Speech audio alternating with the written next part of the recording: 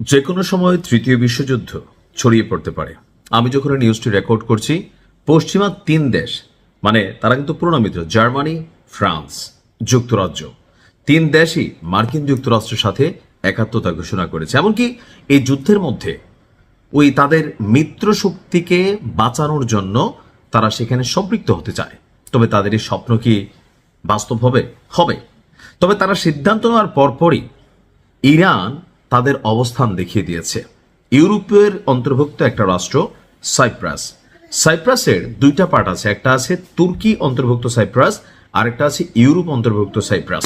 তো সেই সাইপ্রাসেই প্রথম দিকে গতকালকেই তারা অভিযান চালিয়ে দিয়েছে ইরান। এবার গতকালকে যখন যুক্তরাজ্য তারা ঘোষণা দিল যে তারা মার্কিন যুক্তরাষ্ট্রকে তাদের ঘাঁটিগুলো ব্যবহার করতে দিবে, তাদেরও কিন্তু সারা পৃথিবীতে বিভিন্ন জায়গায় সামরিক বেস আছে।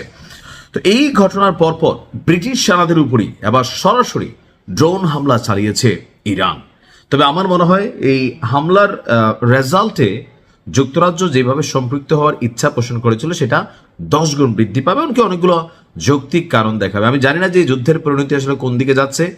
সম্ভবত তৃতীয় মহাবিশ্বযুদ্ধ ছড়িয়ে পড়ছে।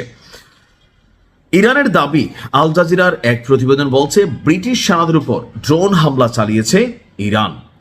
যুক্তরাজ্যের সরকারি মুখপাত্র কনস্টান্টিনোস তিনি বলছেন যে সাইপ্রাসে আক্রোতরি সামরিক ঘাঁটির দিকে, অর্থাৎ সাইপ্রাসে যুক্তরাজ্যের যে সামরিক বেস আছে, তো সেখানে একটা বেসের নাম হচ্ছে আক্রোতিরি, সেই আক্রোতরি সামরিক ঘাঁটির দিকে ড্রোন হামলা চালিয়েছিল ইরান। সামাজিক যোগাযোগ মাধ্যমে দেওয়া এক বার্তায় লিখছে, ড্রোনগুলো ঘাঁটির দিকে এগিয়ে আসছিল, তো সেখানে তাদের আকাশ প্রতিরক্ষা সিস্টেম সেই ড্রোনগুলোকে সফলভাবে প্রতিহত করেছে।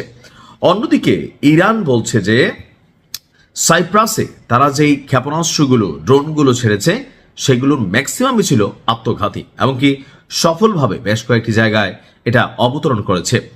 সাইপ্রাসের রাষ্ট্রায়ত্ত গণমাধ্যম বলছে স্থানীয় সময় দুপুরের কিছু পরেই RAF আক্রোতি ঘাঁটিতে সাইরেন বেজে ওঠে। বেশি কিছু ঘটার আগে বা ক্ষয়ক্ষতি হতাহতের তথ্য তারা এখানে বলছে না।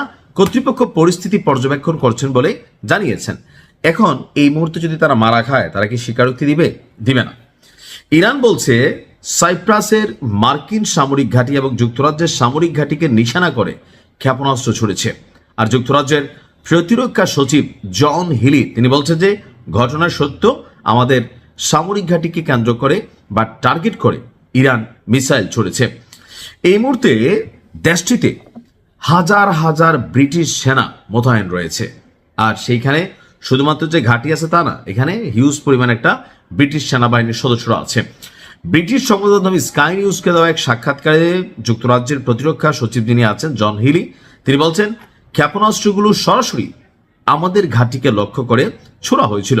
এটি প্রমাণ করে যে এই এক শাসন ব্যবস্থার পক্ষ থেকে বাস্তব এবং ক্রমবর্ধমান হুমকি তৈরি হচ্ছে, যা আমাদের পদক্ষেপ নিতে বাধ্য করছে।